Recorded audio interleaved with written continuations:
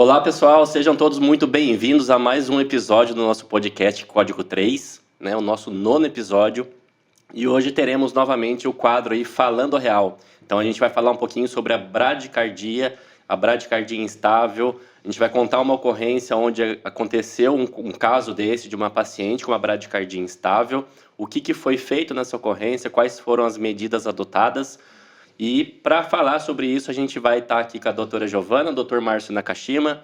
Doutora Giovana, começa aí para a gente contando como é que foi essa ocorrência, como é que a ocorrência caiu lá para a central de regulação, o que foi acionado aí para o atendimento dessa ocorrência. Bom, hoje a gente vai fazer um pouco diferente, né? Um caso clínico, né? Sim. Até agora a gente tem falado bastante sobre trauma. O nosso primeiro Falando Real foi sobre um caso de trauma. A gente falou sobre um episódio sobre Stay in Play, Scoop and Run, mas hoje a gente trouxe um caso clínico que teve um desfecho muito favorável por conta de uma conduta aqui do nosso colega, Dr. Márcio Nakashima. Então, primeiramente, foi uma ocorrência que entrou para o suporte básico. Eu fui acionado por um paciente acamado, apresentando vômitos e fraqueza com início há um dia.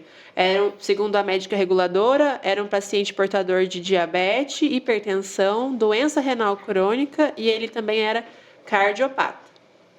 Quando a equipe foi enviada em código 1, código verde, a princípio era um paciente que estava estável, estava acordado, tinha só esse quadro de vômito, foi triado como código verde e a equipe do suporte básico foi enviada no local.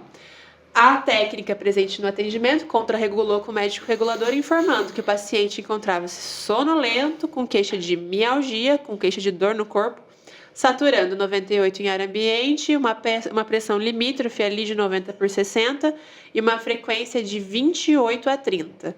A colega médica reguladora optou por enviar o suporte avançado em apoio, porque ela aventou a hipótese de uma bradicardia instável, né? O paciente acamado aí, vomitando, sonolento, com uma pressão aí limítrofe e bradicárdico, ela optou por enviar o suporte avançado em apoio ao suporte básico devido à distância, né? Era um QTH um pouco distante para só embarcar esse paciente e trazer. E lá foi o Dr. Márcio Nakashima prestar o apoio à USB. Conta aí pra gente, o que o senhor enxergou lá? Então, chegando lá, assim, o principal de tudo, a grande importância do bom atendimento inicial da USB, que avaliou adequadamente o paciente, determinou, com apoio da regulação médica, fez esse link e nós avançamos para o local. Chegando no local, o senhor estava deitado na cama, mantendo os parâmetros já ditos, algo torporoso, contudo ele ainda mantinha, nesse torpor dele, proteção de vias aéreas. Pela localidade, era um ambiente restrito, era um quarto muito pequeno, e como havia proximidade com a viatura, todas as atitudes, então, foram decididas a serem tomadas na viatura, uma vez que a estabilidade do paciente ainda era mantida. Então, como dispunha de duas equipes, né, eu tinha a equipe tanto da USA quanto da USB, nós procedemos essa remoção dele até a viatura, como a importância que a gente já conversou no outro episódio, falando da condução do paciente. Você vê qualquer mobilização de um paciente grave, ele gera para ele uma instabilidade. Uhum. Então, um leve movimento que nós fizemos de um quarto até a porta da viatura, ele apresentou uma certa descompensação da parte hemodinâmica, mas que manteve a condição de levá-lo até a viatura. Levamos ele até a viatura e lá começamos os procedimentos a partir de então. Perfeito. Só lembrando, pessoal, que quando a gente traz um caso real aqui, isso é um caso real, não é inventado, tá? Esse atendimento foi feito no mês de agosto pelo Dr. Márcio Nakashima, mas nós sempre respeitamos a Lei Geral de Proteção de Dados, então não vamos mencionar nome, endereço, idade do paciente, apenas o sexo, né, que era um paciente do sexo masculino. E outro adendo que eu gostaria de fazer, que eu esqueci de falar inicialmente, foi que no momento que a técnica da USB fez a contrarregulação com o médico regulador, o médico regulador tomou uma conduta por telemedicina informando que era para ela funcionar um acesso venoso periférico, instalar uma fluidoterapia para esse paciente e iniciar o fornecimento de oxigênio, apesar dele estar mantendo proteção de via aérea. Ela orientou que fosse iniciado o fornecimento de oxigênio para esse paciente, prevendo, né, um desfecho desfavorável para ele até a chegada da equipe USA. E tomou a conduta também de enviar o suporte avançado, né? O envio da viatura é baseado em conduta médica, um ato médico, né? Então, qual recurso será disponibilizado foi de suma importância aí para o decorrer do caso. Tá. Dr. Márcio, então, o senhor falou que embarcou o paciente, tomou as condutas lá dentro da viatura, né? A gente vai falar posteriormente sobre condutas, antes a gente vai falar sobre bradicardias e bradiarritmias, mas qual era o ritmo do paciente que o senhor estava lá? Então, eu esqueci até de informar, quando chegamos também o paciente já estava monitorizado adequadamente, né? Perfeito. E isso daí já deu a oportunidade de evidenciar que tratava-se de um BAVT. Perfeito. Então, já dava para... Eu já tinha essa informação, já tinha, quando saí da base, bem informado, tanto pelo técnico quanto pelo médico regulador, do quadro. Então, a equipe já foi se preparando e já pensando. Então, o trajeto de ida é de grande valia quando você tem muitos dados, porque você já prepara a sua equipe para o que a gente vai fazer, quais são os planejamentos, as ideias todas a serem tomadas. Então, isso foi também de grande importância. Chegando lá, evidenciamos um paciente já com acesso venoso, isso daí facilita muito, porque foi o melhor momento dele para ter obtido o acesso venoso, ofertado a O2, caso ele entrasse em uma insuficiência respiratória, ele já estava sendo pré-oxigenado adequadamente e bem monitorizado, que deu já para eu ter a noção do que eu iria trabalhar a partir de então. Perfeito. Então é isso. Então o paciente do senhor tinha um BAVT, né? Um bloqueio atrioventricular total, ou então de 3º grau, que é, em tese, o pior cenário que a gente tem diante de uma bradicardia, né, de uma bradiarritmia, que é um paciente que ele vai precisar de um marca-passo, né? Em algum momento ali, de forma mais breve possível, esse paciente vai ser candidato, um fortíssimo candidato a receber esse dispositivo. Mas antes da gente iniciar a conduta do Dr. Márcio, né, vamos falar um pouquinho sobre as bradicardias e bradiarritmias. Define aí pra gente, Eduardo, o que é uma bradicardia. Então, bradicardia, pessoal, é quando o paciente ele tem lá uma diminuição da sua frequência cardíaca, né? Essa bradicardia, geralmente, ela pode ser estável, por exemplo, então a gente tem atletas de alto desempenho, que geralmente, maratonistas, por exemplo, né, eles têm uma bradicardia fisiológica, então o coração dele normalmente bate ali numa frequência de 40 a 50 batimentos por minuto, né? Então, mas ele continua sendo super estável e, assim, isso não acarreta nenhum dano para ele, tá? E a gente também tem as bradiarritmias, né, o Nakashima? Fala aí pra gente um pouco sobre as bradiarritmias, os tipos de bradiarritmia, tipo 1, 2, MOBS tipo 1, tipo 2. Então, as bradiarritmias, elas podem ser, né, do tipo 1, que são bradiarritmias. Tem as bradiarritmias sinusais, né? Isso. Que é esse exemplo do atleta, né? Isso, uma bradicardia sinusal, né? Tá tudo bem, é só diminuição do batimento. Você tem só uma frequência cardíaca inferior a 60, né? E na literatura, a definição da bradicardia seria essa. Mas, como o Eduardo mencionou, um atleta ali, nós mesmos, né? Pacientes que são pacientes rígidos, né? Sem comorbidade, se a gente dormir e monitorizar no sono, nossa frequência lá no sono bate 50, 55. A gente está bradicárdico, mas é porque a gente está dormindo, né? Mas isso não acarreta uma instabilidade para a gente. Mas a definição pura de bradicardia seria a frequência menor que 60. Aí a gente tem a bradicardia que é definitiva, que é só abaixo da frequência, mas a gente também tem as relativas. O atleta não tem nenhum prejuízo, mas se a minha frequência agora, por exemplo, chegasse a 40, 30, com certeza eu teria uma repercussão hemodinâmica importante. Mas aí seria sobre isso. E aí a gente vai entrar nas bradiarritmias que a gente realmente precisa tratar. Tem a bradicardia sinusal, que é isso que a gente está falando, né? Paciente atleta, às vezes um paciente idoso, um paciente que faz uso de beta-bloqueador, atenolol, carvedilol, metoprolol. Esses pacientes têm uma tendência por si só a terem uma frequência menor que 60, né? Então eles já ficam bradicárdicos. Mas aí a gente tem os problemas, né? A gente entra nas bradiarritmias. Exato, que aí começa, dentre elas, foi o que foi evidenciado, esse BAVT, né? Onde ela não tem correlação mais com o nódo sinusal. Perfeito. Então ela não tem mais correlação, ela não segue o ritmo do nódo sinusal. Então, outras partes do coração, falando de forma, né, mais fácil de entendimento, começam a assumir. Só que elas não conseguem assumir na mesma frequência, muitas das vezes, do nódo sinusal. Esse é um dos tipos. Nós também podemos ter uma bradiarritmia que está associado a uma fibrilação atrial de baixa resposta ventricular, né? Então, tem essa outra alteração também que é visto adequadamente ao monitor, que você consegue ver, às vezes, um RR irregular. Sim. Então, isso tudo vai acarretando a importância de você estar com o paciente adequadamente monitorizado e realizar um eletro sempre que possível. Isso daí é outra grande importância, sempre que possível, porque o paciente pode não estar estável o suficiente naquele momento para você conseguir demandar tempo para ainda um eletro. Perfeito. E esse passo foi muito importante para o senhor, né, na hora do atendimento ali, porque o paciente já estava monitorizado. Então, o senhor identificou que o paciente tinha uma bradiarritmia, não era só uma bradicardia sinusal.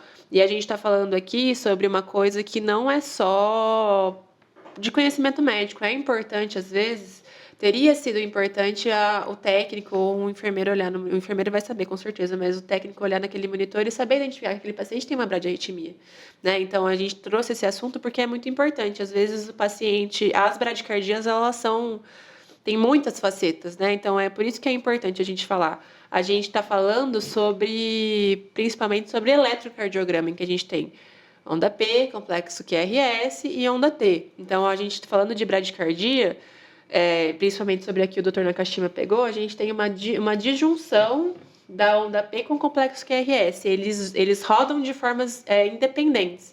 Depois, o Dr. Márcio falou sobre a fibrilação atrial com a bradicardia. A gente tem a dissociação atrioventricular. E o bloqueio atrioventricular total seria essa disjunção entre onda P e QRS. A bradicardia de primeiro grau seria um alargamento do intervalo PR maior que 200 milissegundos no eletro. A gente precisa contar esse tamanho, mas o que seria isso? Eu tenho uma onda P, um intervalo muito longo e um complexo QRS. Normalmente não é assim as bradicardias sinusais. É uma onda P, um complexo QRS, uma onda T, um intervalo grande, depois um outro batimento, né? Uma onda P, um complexo QRS, uma onda T.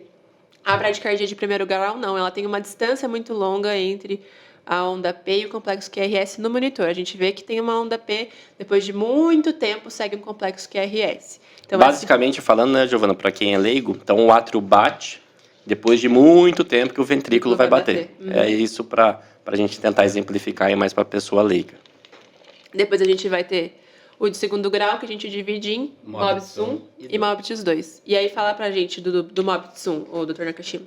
Então, o MOBITS 1, ele é um evento que ele vai crescendo, né, a distância do entre o PR. Uhum. Então, é como se você fosse escutando bem, escutando mal, e uma hora você não escuta. Para tentar fazer, né, dessa forma também de fácil entendimento. Então, ele escuta, depois ele escuta mais longe e de repente ele não escuta. A onda P veio um QRS. Aí depois vem um P e um QRS um pouquinho mais longe e posteriormente vem um P sem o QRS. Isso aí. Perfeito. E o MOBITS tipo 2?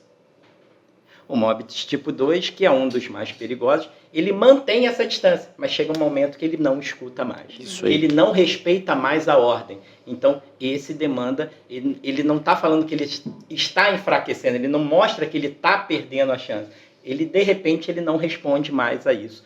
E a chance disso pular para um momento que ele não queira mais, né? Que, assim, vamos falar de forma bem fácil. O ventrículo não quer mais bater. Não quer mais respeitar, né? Bater dessa forma que o P, aí a gente entra para o terceiro. Isso. E aí o terceiro e o total, que foi o que o senhor pegou. E a gente também tem os bloqueios atrioventriculares de alto grau, ou então avançados, que aí entram em outros tipos de arritmia. A gente não consegue definir perfeitamente no traçado do eletrocardiograma. Mas eu também peguei recentemente não, faz uns 3, 4 meses, peguei uma paciente já passando no intra-hospitalar, ela estava no intra-hospitalar, foi trazida pelo SAMU, e a queixa inicial dela era uma queda do estado geral, mas era uma paciente idosa, estava irresponsiva, pele fria, sudoreica. Quando Foi conduzida pela equipe da porta. Quando me chamaram para ver, a paciente estava bradicárdica, frequência de 29, no máximo chegava a 35, PA inaudível, né? Não tinha pressão. E quando a gente puxou o eletro dessa paciente, ela tinha um bloqueio atrioventricular de alto grau. Ela tinha 4 ondas P's para 1 QRS. Então, o átrio dela mandava 4 estímulos até que no quarto QRS mandava o comando para contração ventricular. Então, também tem acima do terceiro grau ao total, a gente tem o avançado de alto grau. E pensando um pouco antes da gente definir, né, sobre estabilidade ou instabilidade, quais poderiam ser as causas das bradicardias, né? O que a gente tem que pensar na hora que a gente identifica uma bradicardia, no que eu vou tratar, no que eu vou buscar nesse paciente para eu poder tratá-lo e tentar corrigir isso antes de passar para a implementação de um dispositivo definitivo que seria um marca-passo. Queria só deixar mais bem claro, assim, para quem está nos assistindo, Giovana. Então, a gente tem basicamente ali a bradicardia sinusal, né? Que é aquele paciente que tem um coração que bate mais lento e está tudo bem, não tem problema, grandes problemas, né? Então, a gente tem a bradiarritmia de primeiro grau, a gente tem a bradiarritmia de segundo grau, que é dividida em MOBS tipo 1, MOBS tipo 2. A gente tem a bradiarritmia de terceiro grau, que é o famoso BAVT, que todo mundo fala popularmente. E a gente tem a bradiarritmia avançada, igual a Giovana está falando, né? E aí agora a gente precisa aí falar sobre as causas aí das bradiarritmias. Bom, a gente tem algumas facetas, né? A gente tem que pensar em algumas coisas. No caso desse paciente do Dr. Márcio, era um paciente idoso, acamado, doente renal crônico, diabético. Então, a gente tem que ficar atento para esse paciente na hora que ele chegar, né, que no pré-hospitalar a gente ainda não tem essa possibilidade, mas na hora que ele chegar no intra-hospitalar, ele está instável. Então, eu vou ter que tomar uma conduta ativa, não vou poder esperar. Mas a gente tem que pesquisar distúrbios hidroeletrolíticos, né? Sim. Principalmente relacionado a distúrbios de potássio. O paciente pode estar com uma hipercalemia, ou então ele pode ter um distúrbio de cálcio por um uso de um bloqueador do canal de cálcio. Então, a gente tem que pensar num distúrbio de cálcio, pode estar com uma hipocalcemia, né? Que pode estar interferindo no batimento do coração. Pode ser, nesse caso não, mas pode ser um paciente idoso que já tem uma fibrose do sistema de condução elétrico do coração, ele já tem uma bradicardia dele, ele não faz uso de beta-bloqueador, então o coraçãozinho dele já bate mais devagar, pensando na bradicardia sinusal, então a frequência dele, está tudo certo. Pode ser um paciente que chegou com uma dor torácica pra gente, sudoreico, hipertenso, mas a hora que a gente monitoriza no eletro, no monitor, o paciente está bradicárdico, então pode ser um IAM, né? Pode ser um infarto, que pode estar causando essa bradiarritmia, essa bradicardia. Pode ser um renal crônico dialítico, né? Com todos os distúrbios hidroeletrolíticos possíveis ali para ele. Pode ser um paciente intoxicado por beta-bloqueador. Intoxicação por outros tipos de drogas. Perfeito. Né? As famosas intoxicações exógenas. Perfeito. Antes nós tínhamos muito digitálico, né? Digitálico, exato. Isso aí. Que faziam essas bradicardias. E levantando isso que você falou, a importância disso da história clínica. Uhum. Então, baseado nisso, eu sabia que ele era um renal crônico, dialítico, mas que tinha realizado a diálise no dia anterior. Uhum. Então, isso minimiza muito as chances, né, dos distúrbios que possam ocorrer. Então, isso ajuda bastante. Então, saber quais as medicações que ele tomava, realmente não constava ali naquela relação dele do beta-bloqueador ou de nenhum digitálico, né, que ele fazia uso. Então, a importância de um bom exame, de uma boa anamnese, né? Uhum. Muito bom.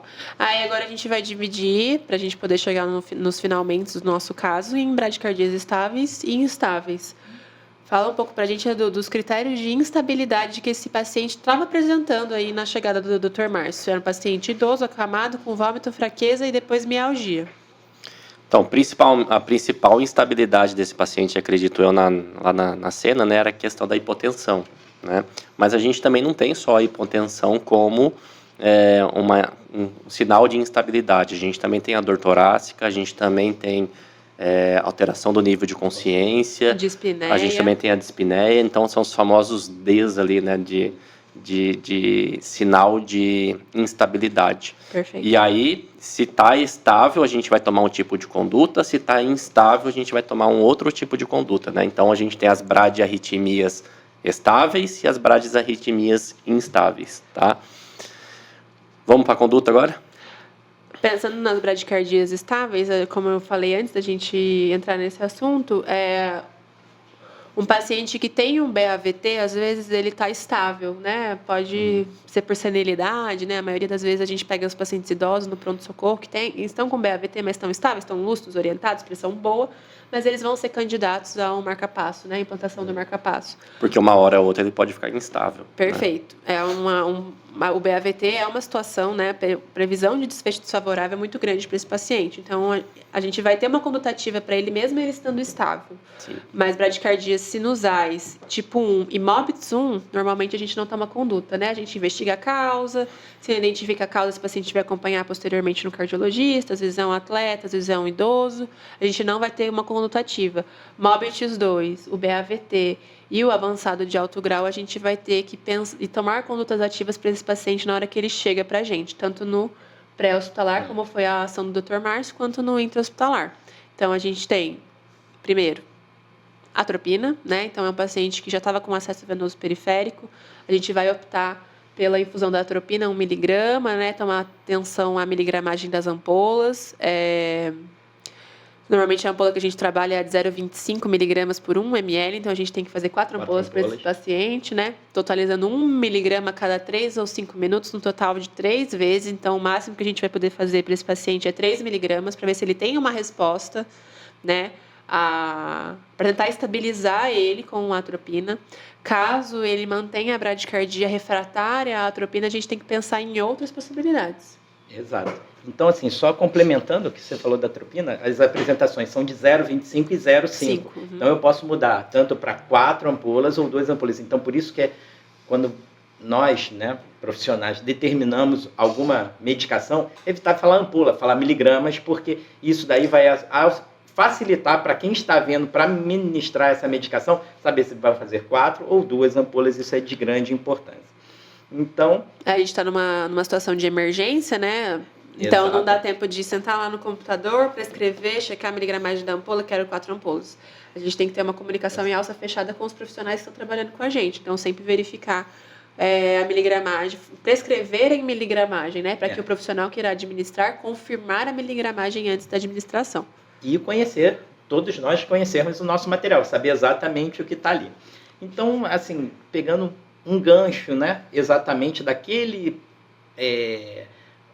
episódio que nós fizemos do Stay Play, né, ou Scoop and Run, naquele primeiro momento ali que eu vi o paciente, ele se encontrava estável, ele já tinha um acesso venoso, monitorizado e oxigênio, eu, até a viatura, fiz um Scoop and Run. Então, decidi por isso. Local inadequado, difícil acesso, espaço confinado ali, um quarto muito pequeno, fiz isso. Nesse trajeto, você viu até o trajeto, pequenos trajetos, o paciente já chegando na viatura, já monitorizado, ele começou a ter uma piora clínica do quadro dele. Então, aí foi a hora de decidir o Stay and Play. Então, nós decidimos por proceder todo o tratamento dele. Então, o tratamento dele consistia, né, na atropina, fizemos atropina para ele, não teve nenhuma resposta satisfatória. Você fez quantas vezes atropina, Nakashima? Eu ia fazer 3 vezes, na segunda dose piorou a instabilidade dele, foi quando eu decidi por abortar naquele momento e já passar para o próximo passo. Tá, e a gente tem as outras opções também para atropina, né, Giovana? A gente pode entrar com medicações, né, que vão estimular o aumento, vão ter um efeito cronotrópico para os pacientes, que é aumentar a frequência cardíaca, um efeito beta-1 adrenérgico, que a gente chama, que seria a infusão de dopamina e a infusão de adrenalina em bomba, né? Não é uma medicação que pode ser administrada em bolos, é uma medicação que a gente tem que diluir no soro fisiológico e colocar em bomba de infusão. A dopamina, a dose que a gente vai utilizar para ela é de 5 a 20 microgramas por quilo por minuto. Isso. Que vai ter esse efeito beta-1 adrenérgico, porque em outras doses a dopamina tem a capacidade de fazer ou estimular outros receptores. E a adrenalina é de 2 a 10 microgramas por minuto. E também bomba de infusão, né? Isso aí fica mais para o intra-hospitalar. A gente poderia até... Esse paciente seria um candidato se ele tivesse chegado, às vezes, por meios próprios numa sala de emergência. A gente poderia tentar a infusão da medicação para ele antes de fazer o passo final, que o Dr. Nakashima optou. Mas ali na ambulância a gente está... 2 pessoas que podem fazer procedimentos invasivos, a gente tem o auxílio do condutor socorrista, mas a administração de medicação, o espaço confinado, o manuseio ali da bomba de infusão, isso leva tempo. E o paciente estava tendo uma piora muito importante. Os próximos passos para ele seria o marca-passo transvenoso ou então marca-passo transcutâneo. Né, doutor? Exato. E como nós dispomos na viatura do marca-passo transcutâneo, lembrando que o marca-passo transcutâneo também causa dor. Uhum. Então, nós, quando possível, realizar uma analgesia. Perfeito. Por que eu falo quando possível? Se tiver muito instável, você instala logo. E como ele já apresentava rebaixamento do nível de consciência, já apresentava outras alterações, outros comemorativos, que já me faziam pensar e ter que abordar também uma via aérea dele para proteção, foi decidido para ele, então, uma analgesia com ketamina. A droga que eu uso para intubar. Então, ela já faz uma analgesia, mas quando nós decidimos alguma coisa, isso tem que estar criado, os passos na nossa cabeça já devem estar prontos. Então, as pás de marca-passo já estavam instaladas, a miliamperagem, a frequência desejada já estava setada no aparelho, e aí sim era só ligar, caso houvesse necessidade, e ali se instabilizasse em algum momento. Deu tempo suficiente de fazer uma analgesia, sabendo escolher também bem a analgesia para você escolher medicações que não vão piorar a hemodinâmica desse paciente, né? Exato, que mantenham a estabilidade, né? Ou melhorem a parte disso. Então, isso daí, como você já está com planejamento futuro, você já decidiu sobre isso, então consegui fazer uma analgesia. Optei por fazer a instalação das pás de marca-passo anterolateral. Tem outras opções, que é a anteroposterior. No APH, optamos muito pelo anterolateral. Primeiro, a facilidade de instalação. Segundo, se o paciente evoluir para uma PCR, para eu fazer uma massagem, vai ficar mais fácil. Aqui nós dispomos do compressor externo. Então, isso tudo já tem que estar na nossa cabeça de como nós vamos proceder. Então, foi decidido isso, feita a analgesia, iniciado o marca-passo transcutâneo, auxiliando a ventilação bolsa-válvula-máscara, daí conseguimos uma estabilidade hemodinâmica dele. A partir de então, decidi pela intubação. Porque a partir do momento que você intuba e altera a fisiologia respiratória desse paciente, então você põe pressão positiva, diminui retorno venoso, tudo isso piora a estabilidade hemodinâmica. Pensando no paciente já tem um débito cardíaco diminuído aí diante da bradicardia, a gente diminuir, propiciar uma diminuição maior do débito cardíaco para ele poderia ter sido fatal, né? Exato. Eu poderia piorar essa situação e torná-la irreversível. Perfeito. É isso aí. E assim, cada vez mais se fala sobre isso, de estabilização hemodinâmica do paciente antes da intubação. Né? Antigamente não entrava lá nos 7 P's a estabilidade hemodinâmica do paciente, né?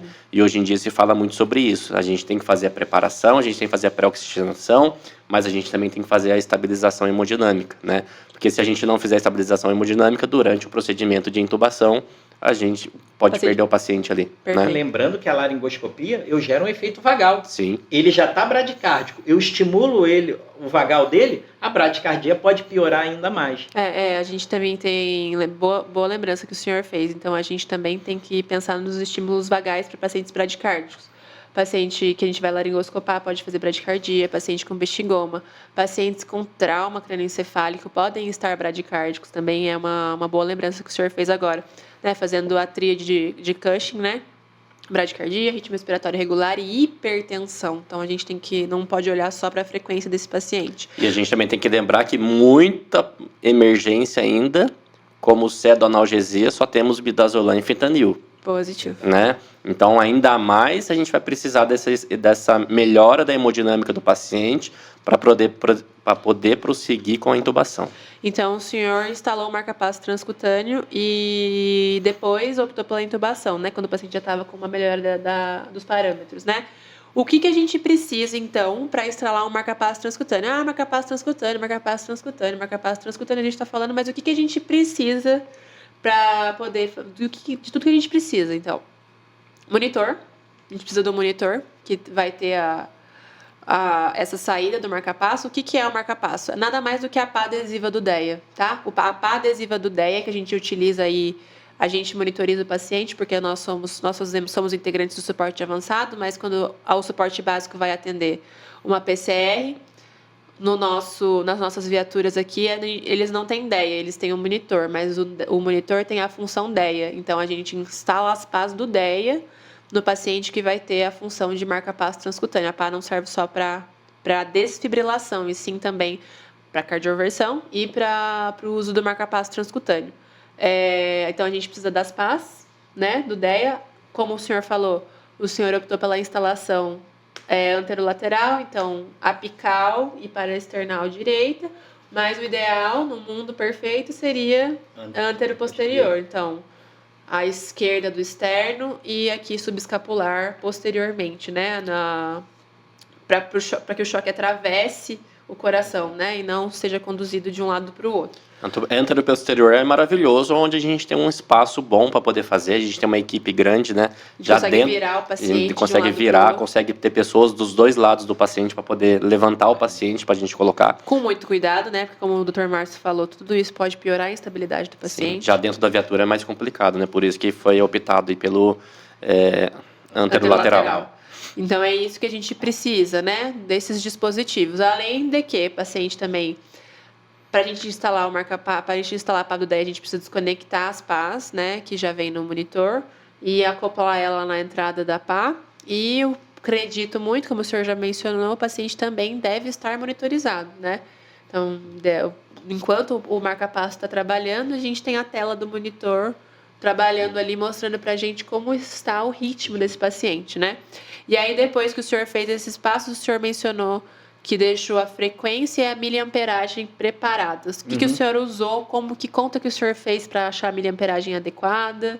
Qual foi a frequência que o senhor iniciou? Então, a miliamperagem, eles orientam iniciar com 30 e aumentando progressivamente até a captação não só elétrica, como captação mecânica. A frequência, você tem em torno de 70. Orientam em torno de 60 a 80. 70 é uma boa frequência. Não posso também pensando num paciente idoso, num paciente mais com alguma comorbidade a mais, aumentar muito a frequência ia consumir demais aquele miocárdio dele. Perfeito. Baixar demais deixar uma frequência também muito baixa. Talvez eu não tivesse uma contratilidade suficiente, aí eu teria que ganhar em frequência, não o débito dele ganhar em frequência, né? Não em volume sistólico que ele demandaria. Optei por manter essa miliamperagem e fui subindo. Só consegui, apesar dele ser um paciente magro, a captação mecânica dele consegui em torno de 90 a 95 miliamperes, que eu consegui. Lembrando que para você pegar a captação elétrica você vê no monitor. A captação mecânica é mão no pulso. Perfeito. Optar por pulsos femorais. Por quê? Evitar os carotídeos, porque como há um estímulo elétrico, há contração muscular. E você pode estar sendo enganado por uma contração muscular em região cervical. Então, optar por fazer essa determinação do pulso em região femoral. Ou então braquial também, né? Perfeito.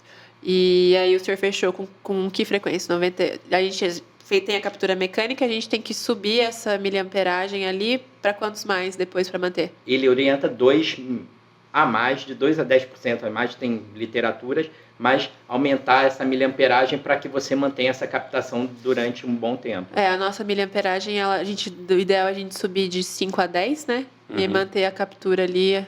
O senhor captou, fez a captação mecânica, deve ter deixado ali entre 100 e 105 miliamperes, foi isso? Chegou a 100. 100 miliamperes? Chegou a 100. E aí, perfeito. E aí a gente captura, como o senhor falou, elétrica, a gente vai ver no monitor. O ideal seria, o senhor chegou a fazer eletro, não? Não consegui por Só conta... no monitor, Só no entubado monitor. também, já uma mão a gente perde ali para poder ventilar o paciente. E aí, depois que a gente chegou nessa discussão, pedi para o nosso produtor colocar a imagem depois para a gente no vídeo de como que esse paciente chegou no intra-hospitalar, né? O senhor lembra dos sinais vitais dele?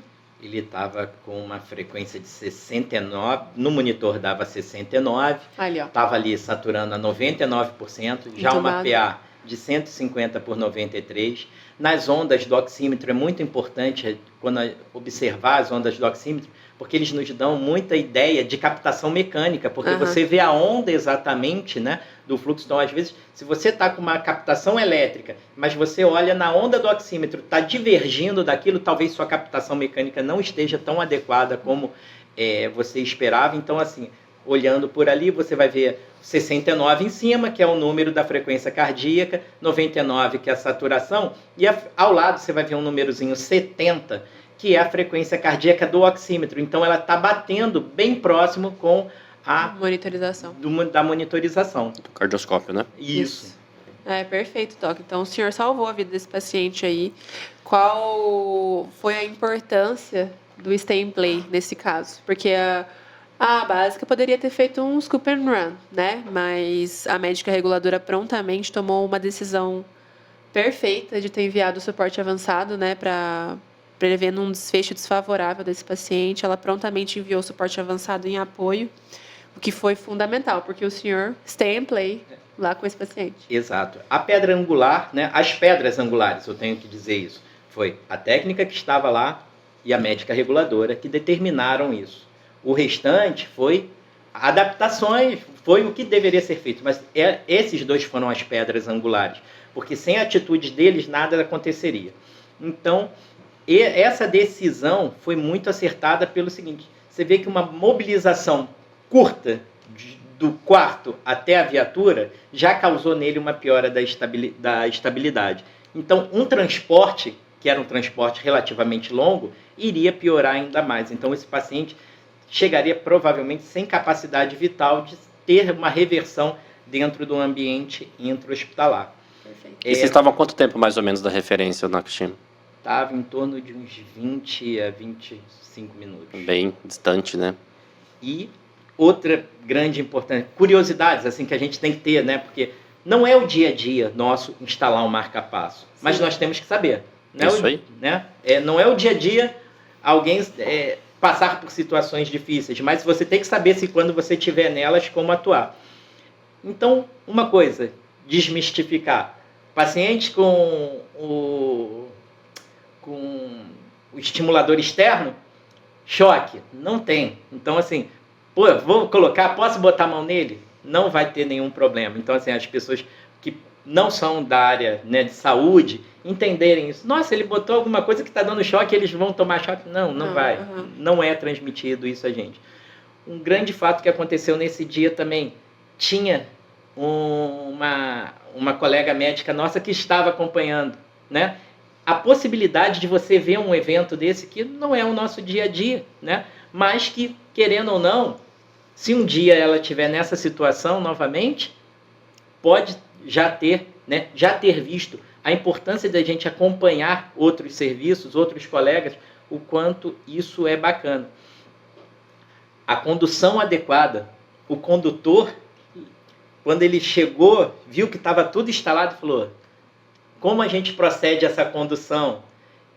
Falei, estável, quanto menos mobilização, porque ele já tinha visto que a mobilização de um quarto para a viatura já estabilizou. Então foi uma condução super adequada, sem aceleração, sem desaceleração, sem curvas.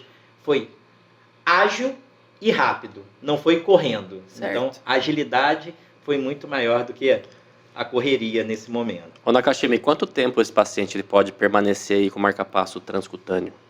Em torno de 120 minutos. Isso aí. E É o tempo de passar o transvenoso, né? Porque a gente não tem o transvenoso na viatura. Se esse paciente tivesse chegado no intra-hospitalar diretamente, ele já poderia ter sido passado o transvenoso de uma forma, como uma primeira conduta, mas o marca-passo transcutâneo nesse momento foi uma medida de ponte que salvou a vida dele, né? Sim. Diga-se por sinal. E se, por exemplo, estiver numa área remota e a gente for demorar mais do que 120 minutos para chegar com ele no intra-hospitalar, não tem problema nenhum a gente permanecer com o transcutâneo. Lógico que a gente, nossa, deu 2 horas, ó, tira o transcutâneo aí, que já deu as 2 horas, né? A gente vai prosseguir com mais tempo com o transcutâneo, é o ideal, né? Uma coisa é o ideal, outra coisa é o que dá para fazer. Então não tem problema nenhum. Só lembrar também de a gente manter esse paciente com uma analgesia adequada, porque para o paciente, o Nakashima falou que o profissional de saúde ele não toma choque com o marca-passo, mas para o paciente é muito desconfortável de 70 batimentos por minuto, tomando 70 choques por minuto ali, né? Para ele é desconfortável, tem toda aquela questão da musculatura ali, né? Então, lembrar de deixar esse paciente aí com uma pseudoanalgesia aí durante esse tempo todo. E lembrando também, assim, às vezes a gente fala do intra-hospitalar.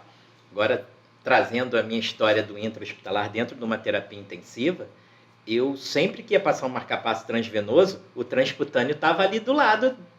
Qualquer momento eu poderia instalar. Então, isso, o médico do intra tem que ter um manuseio adequado, porque o transvenoso é funcionar um acesso venoso central, passar, montar todo o sistema, passar aquilo e encunhar ainda o marca-passo. Isso demanda um tempo. Mas às vezes o paciente, você está ali, o paciente está estável, mas em questões de segundos o paciente instabiliza. Você vai ter que parar todo o seu transvenoso, mandar instalar um transcutâneo e mandar ver nesse paciente.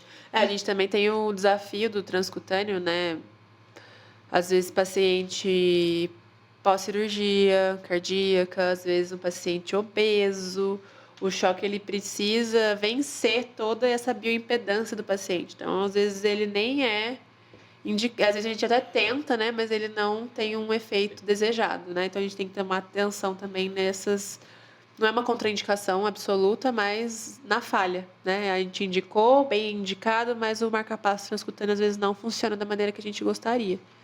Exato. E no final desse atendimento, assim, uma das coisas que eu achei muito interessante foi a referência a ter o mesmo equipamento que nós da ponta.